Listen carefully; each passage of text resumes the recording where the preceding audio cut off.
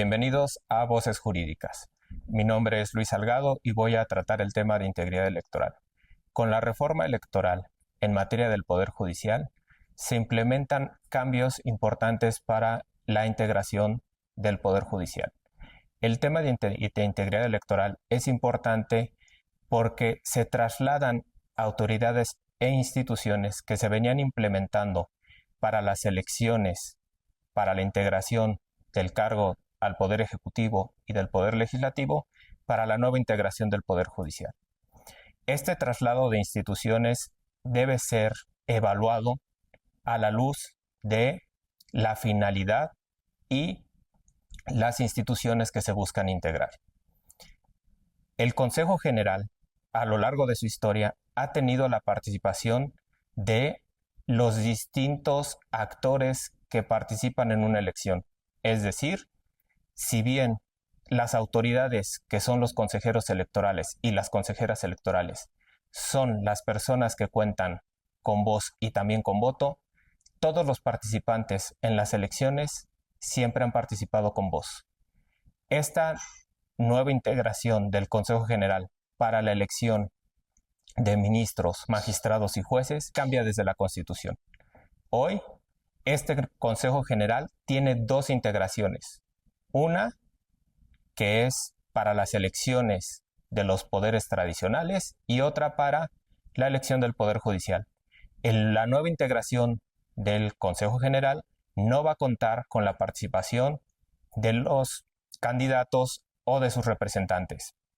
Esto es importante porque la lógica que se había tenido en las elecciones era que todas y todos los participantes pudieran estar de acuerdo en la construcción de las normas. También el traslado normativo debe ser analizado. Las normas no les aplican de la misma manera. ¿Por qué? La construcción de las autoridades y las instituciones electorales partió de la lógica de los partidos políticos. Como todos saben, en esta elección no participarán los partidos políticos. Es más, tienen una prohibición constitucional para manifestarse. Pero las partes, es decir, todas las candidaturas, no van a poder dialogar en la construcción de las normas. También es una cuestión que deberá ser evaluada y hoy es un foco amarillo que es la normatividad. En esta elección no se cuenta con normas previas. Es el primer ejercicio para la elección de magistrados, jueces y ministros, y la legislación fue incorporada posterior a la reforma electoral. De hecho, el propio texto constitucional establece como excepción a los 90 días en los cuales no podían ser modificadas las reglas para una elección, que para este caso no será aplicada esta prohibición constitucional. Otro tema importante es los vacíos normativos. El INE tendrá que ir emitiendo normatividad en el desarrollo de este proceso electoral. Contrario a la tradición, contrario a cómo se habían dado todos los procesos electorales, el INE tendrá que ir implementando normas a lo largo de este proceso electoral. Dentro de los temas que también es distinto a la lógica con que se habían construido los temas electorales en México, es el financiamiento. Para la elección de jueces, magistrados y ministros, no existe ni financiamiento público ni financiamiento privado. Esto es contrario a la lógica con la cual se construyó el sistema electoral mexicano. La apuesta había sido por un financiamiento público, lo cual permitió una equidad en las contiendas, es decir, un piso mínimo en donde todos los actores políticos contaban con un mínimo de recursos que les permitían participar en cualquier elección. Para la elección de jueces, magistrados y ministros, no podrán contar con ese piso mínimo. Dependerán de los recursos que ellos puedan erogar. Una de las reglas que tendrá que emitir el Instituto Nacional Electoral será el tope de gastos de campaña. La lógica atiende a cuántos son los recursos que un candidato o una candidata podrá erogar para su campaña electoral. Y aquí también hay otra diferencia importante. Contrario a la lógica de las elecciones tradicionales, para las elecciones de los integrantes del Poder Judicial, no cuentan con una institución que sustente su candidatura. Es decir, en esta elección todo gira en torno a las candidaturas en lo individual. Esto implica un problema. ¿Por qué? Porque la lógica y el traslado de las instituciones electorales no puede hacerse en automático. No estamos hablando de candidaturas presentadas por partidos políticos. Si bien existen comités del Poder Ejecutivo, del Poder Legislativo y del Poder Judicial, estos jamás se podrán equiparar a un partido político. Todo será en lo individual. Cada candidato deberá de aportar sus propios recursos. Y aquí sí hay un traslado de la lógica de ciertas prohibiciones. Es decir, no van a poder participar autoridades en estas elecciones. Si existen autoridades que se pronuncian en estas campañas, podrá ser evaluado por la autoridad electoral cómo deberá ser sancionado. Y aquí regresamos al tema de los vacíos normativos. No existe al día de hoy una sanción a esas participaciones. También en el tema de lo individual representará un reto, porque si bien en todas las elecciones que hemos participado encontramos candidaturas en lo individual, nunca se podrá equiparar el número de candidaturas que nos vamos a enfrentar en esta elección. Uno de los temas importantes para evaluar si nosotros estamos en una contienda electoral y emitiendo un voto razonado e informado es esto último, la información. Uno de los problemas que hemos enfrentado y que la autoridad y las instituciones habían construido para dotar de información a la ciudadanía, hoy, bajo la lógica de un gran número de candidatos, representará un reto muy importante. ¿Cómo los ciudadanos vamos a acceder a la información de las candidaturas? Una de las salidas de la construcción institucional había sido los debates. Lamentablemente, para la elección de jueces, magistrados y ministros, esto será un reto casi imposible de desarrollar. ¿Por qué? Porque el número de candidatos, por ejemplo, para la Corte, no permitirá que se puedan contrastar las ideas de todos los candidatos. Será imposible un debate de alrededor de más de 80 candidaturas.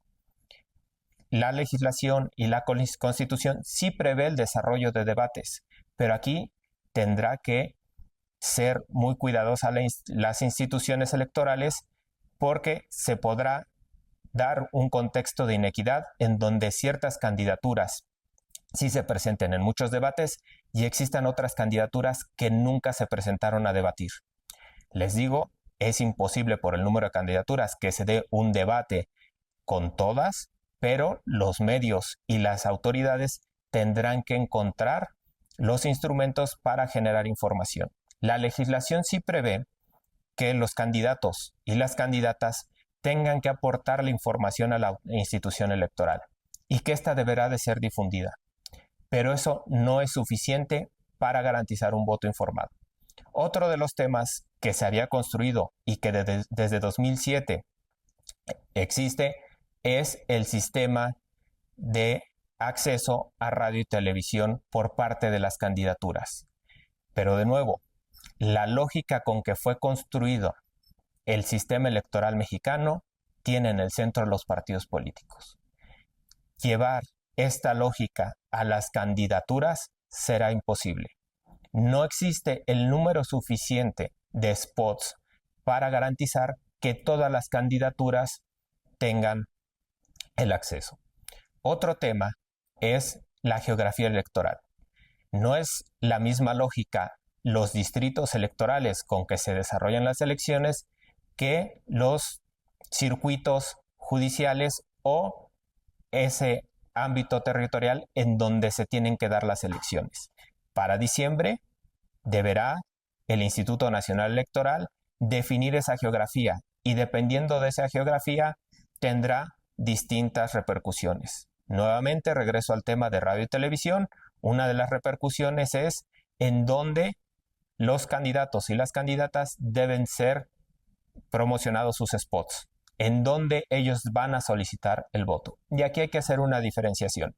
Si bien existen campañas nacionales y campañas locales, y ese traslado se puede equiparar en cierto sentido, existen ciertos ámbitos geográficos que no se van a poder equiparar. Y entonces esto es un reto para la autoridad electoral. ¿Por qué?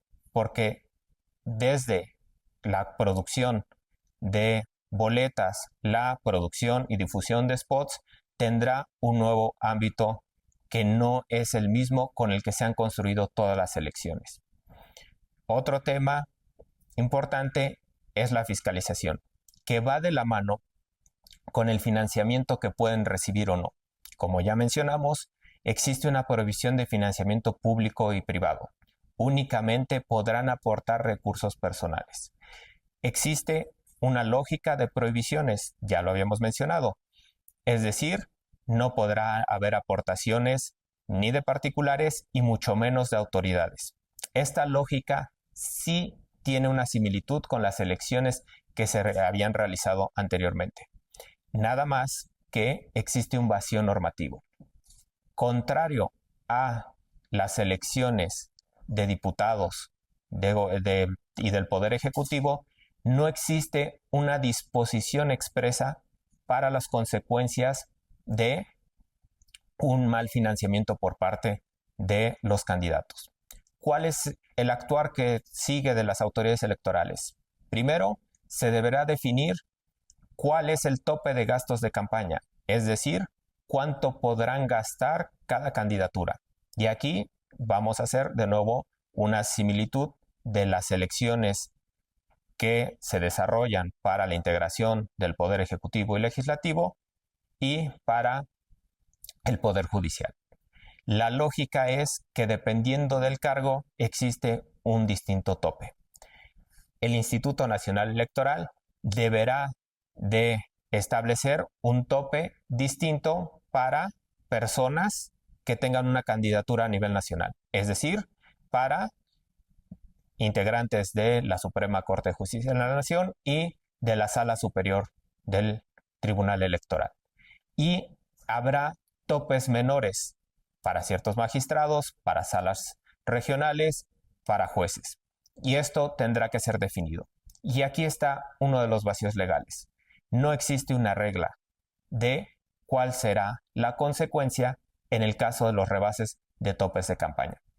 La regla que existe constitucionalmente para las elecciones del Poder Legislativo y del Poder Ejecutivo es un rebase del 5%. El INE podrá hacer una similitud con las disposiciones constitucionales y legales, pero teniendo en cuenta un grave problema. No existe una consecuencia como es la nulidad de una elección, como si está expresamente para otras elecciones. Otro tema importante son las boletas. Nosotros estamos acostumbrados a acudir con una boleta que ya estamos familiarizados. Y en este caso, las candidaturas son presentadas por los partidos políticos. La lógica para esta elección del Poder Judicial es una lógica distinta. Van a aparecer un gran número de candidaturas, pero no son presentados por partidos políticos. Esto será un gran reto para el desarrollo de la elección y principalmente para el cómputo de los votos. Otra distinción con las elecciones que estamos acostumbrados es cuando se presenten funcionarios que están en el Poder Judicial y que sí decidieron participar en esta elección. La legislación marca que sí será visible que ellos forman parte del Poder Judicial. Haciendo una similitud con las elecciones que hemos acudido, esto sería como un ejercicio de reelección. Contrario a las reglas que se dieron para las elecciones del 21 y del 24, en donde sí se presentaron candidatos que podían ser reelectos en el cargo, pero que visiblemente no había un distintivo que marcaba a la ciudadanía que se trataba de personas que iban a volver a ejercer su cargo. En este caso, sí habrá una distinción para los jueces, magistrados y ministros que decidan participar en esta elección. Es decir, la ciudadanía tendrá un elemento de distinción para las candidaturas que se presentan por primera ocasión y para las personas que ya trabajan en el Poder Judicial y que decidieron participar en esta elección. Otro tema importante es el listado nominal. La lógica para la construcción de la base de personas que pueden participar en una elección era la participación de los partidos políticos. Ellos eran los garantes en la integración de ese listado. Ellos podían revisar cómo estaba este listado. Contrario a lo que va a pasar en esta elección. Únicamente podrá participar la autoridad electoral. Los partidos políticos no pueden formar parte en este proceso electoral.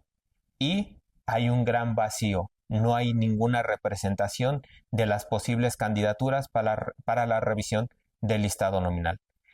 Como se puede ver, la asimilación de las elecciones para la integración del Poder Ejecutivo y del Poder Legislativo no es en automático para una elección en el Poder Judicial. La lógica es distinta. La lógica geográfica, la lógica de financiamiento, la lógica de difusión. En conclusión, no será una elección simple para las autoridades electorales. Será un gran reto, principalmente por los vacíos normativos, por una ausencia de normatividad que limite la actuación de autoridades y limite también la participación de actores particulares, lo cual podrá tener como consecuencia una actuación de la autoridad electoral sin una base normativa concreta. Uno de los ejemplos será qué está prohibido o qué está permitido en las campañas de los distintos candidatos. No se puede hacer el símil de las prohibiciones que tienen los partidos políticos con las expresiones que pueden llegar a hacer estos candidatos. Es un gran reto, es una nueva elección, habrá que evaluar con este parámetro de integridad electoral. Es decir, si la legislación y el actuar de las autoridades permitió que contáramos con elecciones ciertas y que la ciudadanía confíe en el resultado que se desprende de las urnas. Muchas gracias.